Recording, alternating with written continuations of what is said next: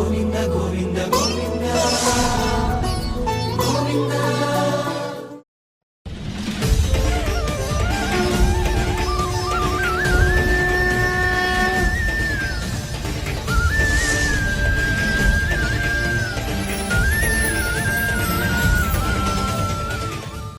ఓం నమో వెంకటేశాయ. ఏడుకొండలవాడ వెంకటరమణ గోవింద గోవింద. శ్రీ శ్రీనివాస శ్రీ వెంకటేశ గోవింద గోవింద. కలియుగ ప్రత్యక్ష దైవం శ్రీనివాస పరబ్రహ్మ అనుగ్రహ విశేషంతో శ్రీమద్భాగవతంలో ద్వాదశ స్కంధంలోని విశేషాలు యథాశక్తి తెలుసుకుంటున్నాం. నారాయణం నమస్కృత్య నరం చైవ నరోత్తమం దేవీం సరస్వతీం వ్యాసం తతో జయముదీరయేత్. సూత మహర్షుల వారు శౌనకాది మహర్షులకు మార్కండేయ మహర్షి యొక్క చరిత్రను వర్ణించి చెబుతూ ఉన్నారు. సాయం ప్రాతస్స గురవే భైక్ష్యమాహృత్య వాగ్యతః బుభుజే గుర్వనుజ్ఞాతః సకృన్నోచేదుపోషితః. బ్రహ్మచర్య వ్రతదీక్షతో ఆ మార్కండేయ మహర్షి నిరంతరము భిక్షాటన చేసి 2 పూటల గురువుగారికి అందించి ఆయన అనుజ్ఞతోనే 1 పూట మాత్రమే ఈ మార్కండేయ మహర్షి భిక్షను స్వీకరించేవారు. ఒకవేళ గురువుగారు అనుమతించకపోతే ఆ రోజు ఉపవాసమే. ఏవం తపస్వాధ్యాయ పరో వర్షాణమయుతాయుతం ఆరాధయన్ హృషీకేశం జిగ్యే మృత్యుం సుదుర్జయం. ఈ రకంగా నియమబద్ధమైనటువంటి ఒక చక్కని వ్రతదీక్షతో తపస్సాచరించటం, అలాగే వేదాధ్యయనం చేయటం, ఈ రకంగా ఏకాగ్రతతో మనస్సుని నిలిపి పరమాత్మ యందే నిలిపి కొన్ని కోట్ల సంవత్సరాల పాటు తపస్సు ఆచరించడం ద్వారా ఆ మార్కండేయ మహర్షి మృత్యువునే జయించేటువంటి స్థితిని సాధించగలిగారు. బ్రహ్మా భవో భృగుర్దక్షో బ్రహ్మపుత్రాశ్చ ఏ పరే నృదేవ పితృభూతాని తేనా సన్నతి విస్మితా. సృష్టికర్త అయినటువంటి బ్రహ్మగారు, అలాగే రుద్రుడు, ప్రజాపతుల్లో దక్షుడు, భృగు మహర్షి, అలాగే బ్రహ్మమానస పుత్రులైనటువంటి ప్రజాపతులు, సమస్తమైన దేవతలు, వీళ్ళంతా ఆ మార్కండేయ మహర్షిని చూసి ఆహా ఈయన ఎంత గొప్పవాడు, తదేకంగా ఏకాగ్రతతో కూడినటువంటి మనస్సుతో తపస్సు చేసి మృత్యువునే జయించాడు ఈయన, ఎంత గొప్పవాడో కదా అని అచ్చరు పొందారు దేవతలే. ఇత్థం బృహద్వ్రతధరః తపస్వాధ్యాయ సంయమైః దధ్యావధోక్షజం యోగి ధ్వస్తక్లేశాంతరాత్మన. అంతఃకరణంలో హృదయంలో ఏ విధమైనటువంటి ఆరాటాలు లేకుండా మనస్సులో ఉండేటువంటి దుఃఖాలు సుఖాలు ఇత్యాది అన్నింటినీ కూడా విడిచిపెట్టేసి ఆ శ్రీమన్నారాయణమూర్తిని ధ్యానం చేయటమే నియమంగా కలిగి ఉన్నారు మార్కండేయ మహర్షి. దధ్యావధోక్షజం యోగి ధ్వస్తక్లేశాంతరాత్మన. ఇంద్రియ నిగ్రహంతో తన హృదయంలో ఆ అధోక్షజుణ్ణి శ్రీమన్నారాయణమూర్తినే ఆ మహర్షి నిలుపుకున్నారు. తస్యైవం యుంజతశ్చిత్తం మహాయోగేన యోగినః వ్యతీయాయ మహాన్ కాలో మన్వంతర షడాత్మకః. మహాయోగులు సైతము ఆచరించలేనంత గొప్పగా ఆ శ్రీమన్నారాయణమూర్తి యొక్క ధ్యానాన్ని మార్కండేయ మహర్షి ఆచరించారు. ఇలా ఎంతకాలం గడిచింది అంటే లెక్కలేనంత కాలం గడిచింది. సుమారుగా 6 మన్వంతరముల కాలం గడిచింది. 6 మన్వంతరాల కాలాల పాటు మార్కండేయ మహర్షి శ్రీమన్నారాయణమూర్తిని తన హృదయంలో నిలుపుకుని ధ్యానం చేస్తూ ఉన్నారు. మహాయోగులకు కూడా సాధ్యం కానటువంటి గొప్ప సాధన చేశారు. ఏతత్ పురందరో జ్ఞాత్వా సప్తమేస్మిన్ కిలాంతరే తపో విశంకితో బ్రహ్మన్ ఆరేభే తద్విఘాతనం. ఏకదీక్షగా ఆయన తపస్సు చేస్తూ ఉంటే ఆయన ఏకాగ్రతకి దేవేంద్రుడు కూడా భయపడిపోయాడు. అయ్యో బాబోయ్, ఇన్ని మన్వంతరాల కాలం ఈ మహర్షి మార్కండేయుల వారు తపస్సు ఆచరిస్తున్నారంటే ఈయన ఏమి కోరి చేస్తున్నాడో అని ఆలోచన చేసి ఆయన తపస్సుని భంగం చేయడానికి ఉపాయం చేస్తున్నాడు దేవేంద్రుడు. ఎప్పుడు అంటే 7వ మన్వంతరంలో. 6 మన్వంతరాల కాలం ఆయన తపోదీక్షలో ఉన్నారు. 7వ మన్వంతర కాలంలో ఇంకా ఆ ఇంద్రుడు ఆలోచించాడు, ఇంకా ఉపేక్షించకూడదు, ఈయన తపస్సుని భగ్నం చెయ్యాలనుకున్నాడు.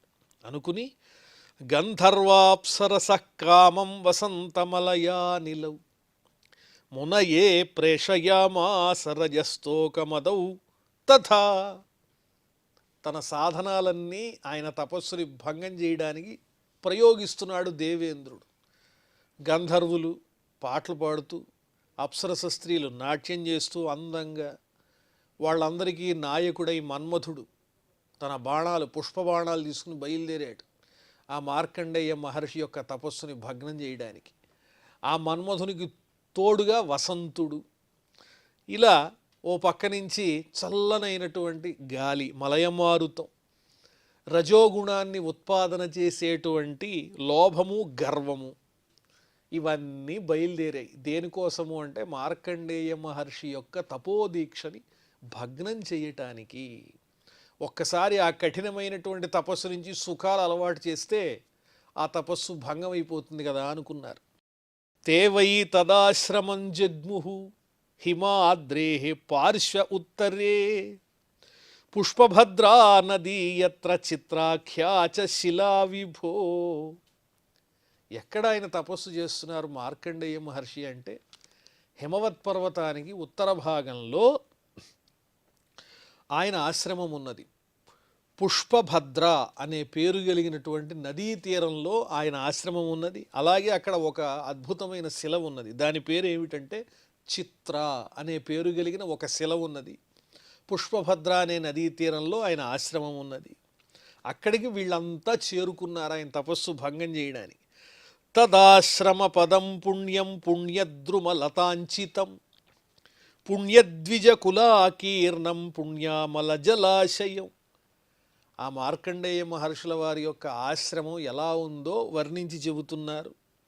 అందమైనటువంటి చక్కని వృక్షాలతో ప్రకాశిస్తోంది. లతలు ఎర్రనైనటువంటి చిగురుటాకులతో అందంగా మెరిసిపోతున్నాయి.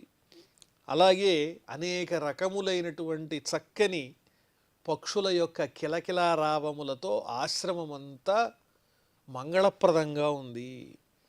ఎక్కడ చూచినా సెలయేళ్ళు, అవి ఎలా ఉన్నాయంటే స్వచ్ఛంగా ఉన్నాయి. పుణ్యామల జలాశయం, పవిత్రమైనటువంటి తీర్థములతో చక్కని సెలయేళ్లతో పారేటువంటి తీయనైన స్వచ్ఛమైన నీటితో సరస్సులతో నిండి ఉన్నది ఆ ఆశ్రమం అంతా. మత్త భ్రమర సంగీతం మత్త కోకిల కూజితం మత్త బరిహి నటాటోపం మత్త ద్విజ కులాకులం. ఓ పక్క మదించినటువంటి తుమ్మెదలు అందంగా ఝంకారం చేస్తూ ఉన్నాయి. ఆ తుమ్మెదలు మకరందం కోసం, పువ్వుల మీద మకరందం కోసం అలా అలా సంచరిస్తూ ఝం అని ఝంకారం చేస్తూ ఉంటే ఆ నాదాలన్నీ వినిపిస్తున్నాయి. అలాగే కోకిలలు ఆనందంగా గానం చేస్తూ ఉన్నాయి. ఆ ఆశ్రమంలో కోకిలల యొక్క స్వరాలు వినిపిస్తున్నాయి. పురివిప్పి నాట్యం చేసేటువంటి అందమైనటువంటి నెమళ్ళ యొక్క నాట్యములతో నటనలతో నిండి ఉన్నది ఆశ్రమం అంతా. అలాగే అనేక రకములైన పక్షుల యొక్క శబ్దములతో ఎంతో శోభాయమానంగా ఆ మార్కండేయ మహర్షి యొక్క ఆశ్రమ వాతావరణం ఒక పవిత్రతను కలిగిస్తూ ఉన్నది. వాయు ప్రవిష్ట ఆదాయ హిమ నిర్జరసీకరాన్ సుమనోభి పరిష్వక్తో వవావుత్తంభయన్ స్మరం. అలాగే ఈ వసంతుడు మన్మథుడు వీళ్ళంతా అక్కడ ప్రవేశించారుగా. అక్కడ వాతావరణం ఇంకొంచెం అందంగా తయారయ్యింది. కొండల్లో ప్రవహించేటువంటి కాలువలు అలా పారుతూ ఉన్నాయి నీళ్లు. ఆ నీళ్ల మీద నుంచి గాలి వస్తుంది. ఎలా ఉంటుంది నీటి మీద నుంచి వచ్చే గాలి? చల్లగా ఉంటుంది.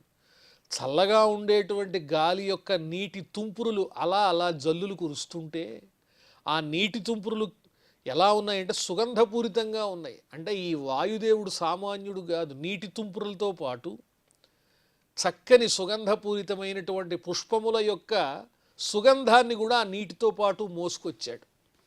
దాంతో చల్లని నీటి తుంపురులు, అలాగే దాంతోపాటు సుగంధం, ఈ రెండు కలిసినటువంటి పరిమళంతో ఆ వాతావరణం అంతా ఆహ్లాదంగా ఉంది. ఎంతటి జితేంద్రియులకైనా సరే మన్మథ ఉద్దీపనం కలగడానికి అనుకూలమైనటువంటి ఒక చక్కని పచ్చని యోగ్యమైన వాతావరణాన్ని అక్కడ ఈ ఇంద్రుడు పంపించినటువంటి పరివారం అంతా కల్పించారు. దేనికోసం అంటే శరీరాన్ని కృషింపజేసి తపస్సు చేసేటువంటి ఆ మార్కండేయ మహర్షి యొక్క తపోనిష్టని భగ్నం చేయడానికి. ఉద్యచంద్ర నిశావక్త్ర ప్రవాళస్తబకాళిభిః గోపద్రుమలతాజాలై తత్రాసీత్ కుసుమాకరః. రాత్రికి రాజైనటువంటి వాడు చంద్రుడు. అప్పుడప్పుడే చంద్రుడు అందంగా తన కిరణాలతో ఉదయిస్తూ ఉన్నాడు. చిగురుటాకులతో కూడినటువంటి చక్కని పూల గుత్తులతో నిండినటువంటి లతలు చెట్లకు అలా చుట్టుకుని ఉన్నాయి. అవన్నీ చెట్ల మీద నుంచి వంగి నేల దాకా తగిలేంతగా అవి కనిపిస్తూ ఉన్నాయి. చంద్రోదయ వేళ ఆ చిగురుటాకుల యొక్క గుత్తులన్నీ కూడా నేలకి తగులుతూ ఉంటే ఆ చెట్ల మీద లతల గుంపులు పుష్పాలు అందంగా కనిపిస్తూ ఉన్నాయి ఆ చంద్రుని యొక్క వెన్నెల యొక్క కాంతితో. అన్వీయమానో గంధర్వైః గీతవాదిత్రయూథపైః అదృశ్యతాత్తచాపేషు స్వస్త్రీయూథపతి స్మరః. ఇంకా అప్సరసలు నాట్యం, వాళ్ళ సౌందర్యం, వాళ్ళ అలంకరణ, వాళ్ళు చక్కగా నాట్యం చేస్తూ వాళ్ళ యొక్క అందాన్ని చక్కగా ఆనందింపజేసే విధంగా అటు ఇటు తిరుగుతూ ఆ కనుబొమ్మల్ని తిప్పుతూ భ్రూ విలాసములతో ఆకర్షించడానికి వాళ్ళు ప్రయత్నిస్తూ ఉన్నారు.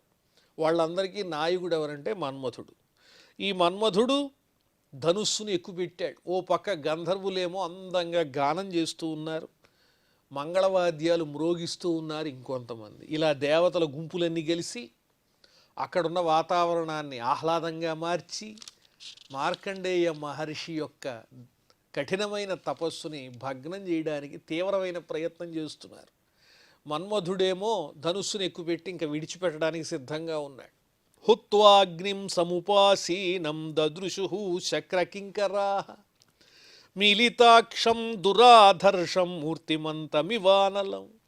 మార్కండేయ మహర్షి ఎలా ఉన్నారు అంటే తేజస్సుతో నిండినటువంటి అగ్నిలాగా ప్రకాశిస్తున్నారు. ఆయన్ని చూడడమే కష్టంగా ఉంది. ఆయన తేజస్సు ముందు నిలిచి ఉండడం దుర్లభం అన్నట్లుగా ఉన్నారు. అగ్నిని చక్కగా ఆరాధన చేసి ఆయన నేత్రములు అలా నిమీలనం చేసి కళ్ళు మూసుకుని ధ్యాన నిష్టలో ఉన్నారు. ఆ దేవేంద్రుడు పంపిన కింకరులు, దేవేంద్రుని యొక్క సేవకులంతా అలాంటి అగ్నితో సమానమైన తేజస్సుతో ప్రకాశిస్తున్నటువంటి అగ్నిలా ఉన్నటువంటి ఆ మార్కండేయ మహర్షిని చూచారు. ఆయన తేజస్సు ముందు వీళ్ల కాంతులన్నీ వెలవెలబోతున్నాయి. నృతుస్తస్య పురతః స్త్రియోధో గాయకా జగుః మృదంగ వీణా పణవైః వాద్యం చక్రుర్మనోరమం. అయినా వీళ్ళేమి వెనక్కి తగ్గకుండా తమ వంతు కృషి చేస్తున్నారు. తమ ప్రభువు ఇంద్రుడు పంపించినప్పుడు తగిన విధంగా మరి ఆ కార్యాన్ని ఆచరించాలి కదా. అప్సరసలు నాట్యాన్ని పెంచుతున్నారు, గంధర్వులు చక్కగా గానం చేస్తున్నారు, అలాగే మృదంగాలు వీణ ఇత్యాదిగా కలిగినటువంటి అనేక మంగళ వాద్యములన్నీ మనోహరంగా మ్రోగుతూ ఉన్నాయి. పాటలతో ఆటలతో ఆ ఆశ్రమం అంతా ఆహ్లాదపూరితంగా తయారు చేసేస్తున్నారు. సందధేస్త్రం స్వధనుషి కామః పంచముఖం తదా మధుర్మనోరజస్తోకః ఇంద్రభృత్యా వ్యకంపయన్. మన్మధుడిగా తన బాణాలన్నీ సిద్ధం చేశాడు ధనుస్సు నుంచి విడిచిపెట్టడానికి. ఏమిటా బాణాలు?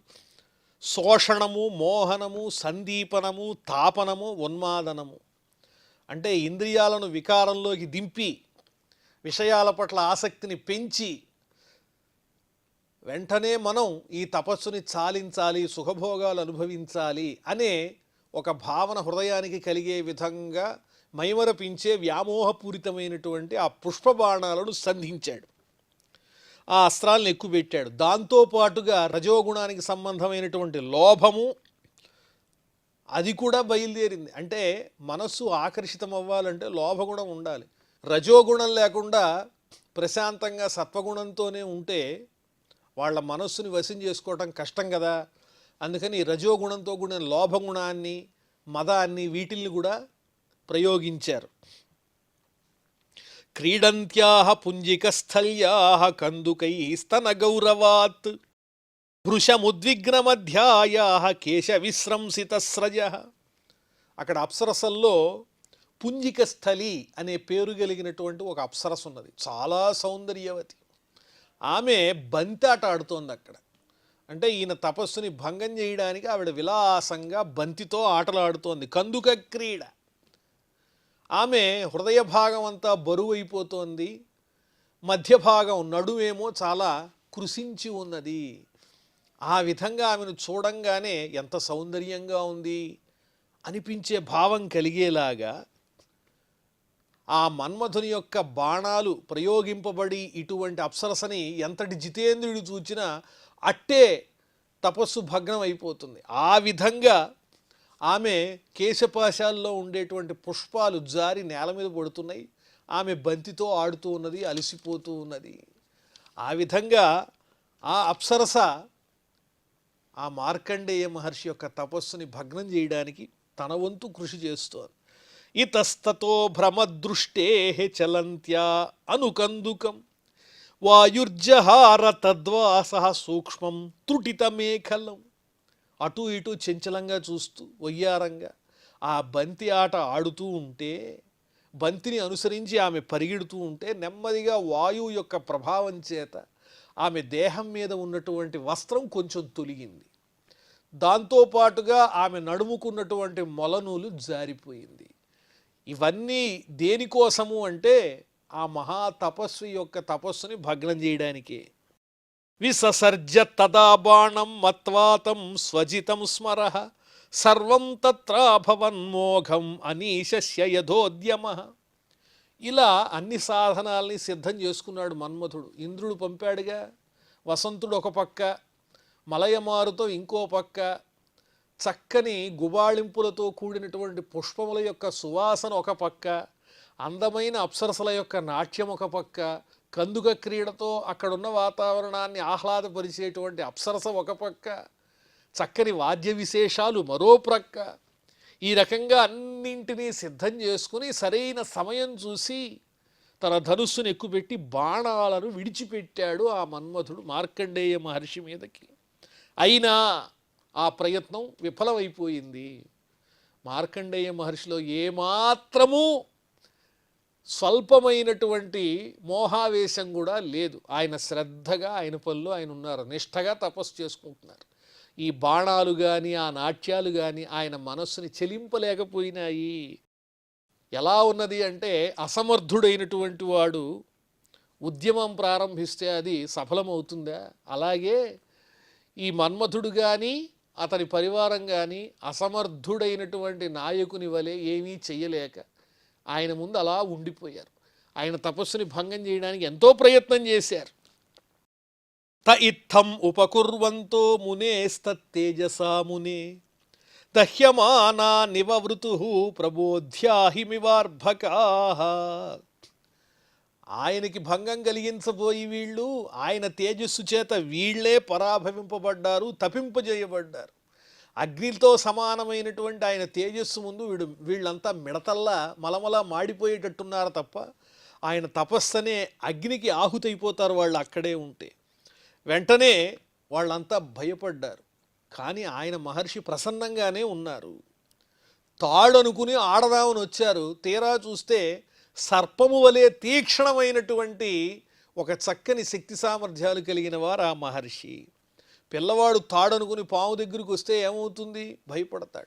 అలాగే వీళ్ళు ఎంతమంది వచ్చినా కూడా ఆ మహర్షి యొక్క సామర్థ్యం ముందు వీళ్ళంతా ఏమీ చెయ్యలేక వెనక్కి తిరిగి వెళ్ళిపోయారు. ఇతీంద్రానుచరైర్బ్రహ్మన్ దర్శితోపి మహాముని యన్నాగాదహమో భావం నతచిత్రం మహత్సుహి. వారు మహర్షి మీద ఎన్ని రకాలైనటువంటి ప్రయోగములు చేసి ఆయన తపస్సుని భగ్నం చేద్దామనుకున్నా ఆ మహర్షి లొంగలేదు సరికదా, ఆయన ప్రసన్నత కోల్పోలేదు. వాళ్ళేదో అమాయకంగా చేస్తున్నారు, ఆయన పట్టించుకోలేదు. వాళ్ళ పట్ల ఆయనకు ఆగ్రహం కూడా కలగలేదు. ఎందువల్ల అంటే మహాత్ములైనటువంటి వారు అలాంటి ఉత్తమమైన గుణమే కలిగి ఉంటారు. అది విచిత్రమేం కాదు. క్రోధం అనేది వారి దగ్గరకు కూడా రాదు. కాబట్టి తన పట్ల అపచారం చేసినటువంటి వాళ్ళ పట్ల ఏ విధమైన కోపాన్ని చూపించలేదు ఆ మహర్షి. దృష్ట్వా నిస్తేజసం కామం సగణం భగవాన్ స్వరాట్ శ్రుత్వానుభావం బ్రహ్మర్షే విస్మయం సమగాత్పరం. సైన్యాన్నంతా వెంటేసుకుని ఎలా వచ్చాడో అలాగే తిరిగి వెళ్ళాడు మన్మథుడు. దేవేంద్రుడి దగ్గరికి వెళ్ళి కార్యము సఫలం అవ్వలేదని చెప్పాడు.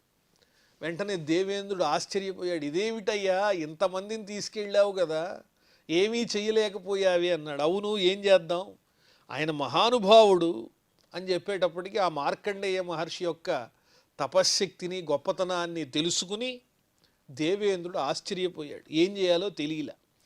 తస్యైవం యుంజతశ్చిత్తం తపస్వాధ్యాయ సంయమై అనుగ్రహాయ విరాసీత్ నరనారాయణో హరి.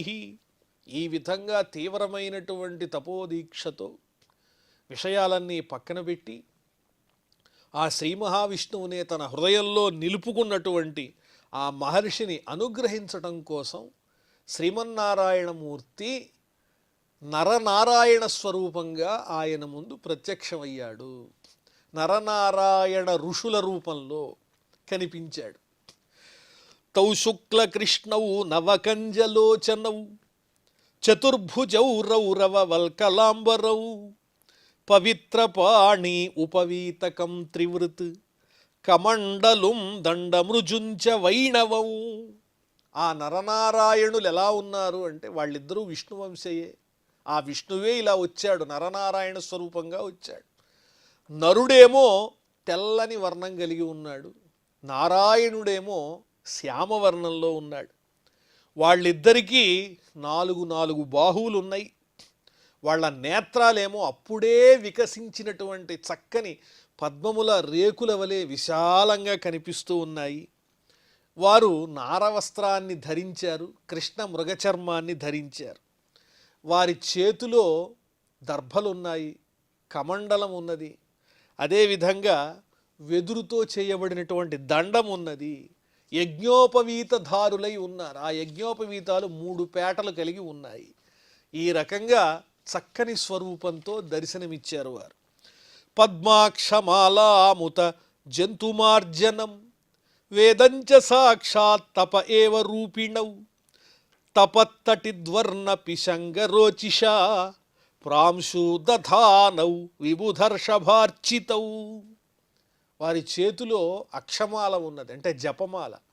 అవి పద్మములతో తయారు చేయబడినటువంటి, పద్మపు తూడుతో చేయబడినటువంటి పద్మముల అక్షమాల ఉన్నది. అలాగే ఒక వస్త్రం కూడా ఉంది వారి చేతిలో. దేనికి అంటే చిన్న చిన్న జీవులు సమీపించినప్పుడు వాటికి హాని కలగకుండా పక్కకి వాటిల్ని తొలగించటం కోసం వారి చేతిలో వస్త్రం ఉన్నది. ఎలా ఉన్నారు వాళ్ళిద్దరూ అంటే ఒక తపస్సు రూపాన్ని ధరించొస్తే ఎలా ఉంటుందో ఆ విధంగా ఉన్నారు. ఆకాశంలో మెరిసేటువంటి మెరుపుల్లాగా ప్రకాశిస్తూ ఉన్నారు. పచ్చనైనటువంటి రంగుతో, వర్ణంతో ప్రకాశిస్తున్నారు. దేవతలందరూ వాళ్ళని పూజిస్తూ ఉన్నారు. అలాంటి దివ్యమైనటువంటి రూపంతో నరనారాయణ స్వరూపులుగా శ్రీమన్నారాయణమూర్తి ఆవిర్భవించాడు మార్కండేయ మహర్షిని అనుగ్రహించడానికి. తే వై భగవతో రూపే నరనారాయణ వృషి దృష్టోత్థాయాదరేణోచ్చై ననామాంగేన దండవత్. వాళ్ళిద్దరినీ చూడంగానే మార్కండేయ మహర్షి ఒక్కసారిగా లేచి నమస్కారం చేసి దోసిలి యొగ్గి సాష్టాంగపడ్డారు దండంలాగా. ఒక దండం ఎలాగైతే నేల మీద అలా ఉంటుందో అదేవిధంగా సాష్టాంగ ప్రణామం చేశారు.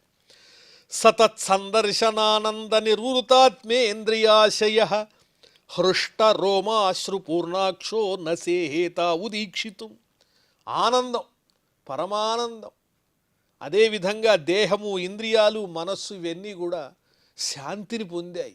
వారిని దర్శించంగానే దేహమంతా రోమాంచితమైపోయింది. ఆనంద బాష్పాలు కంటి వెంట జాలువారుతూ ఉన్నాయి.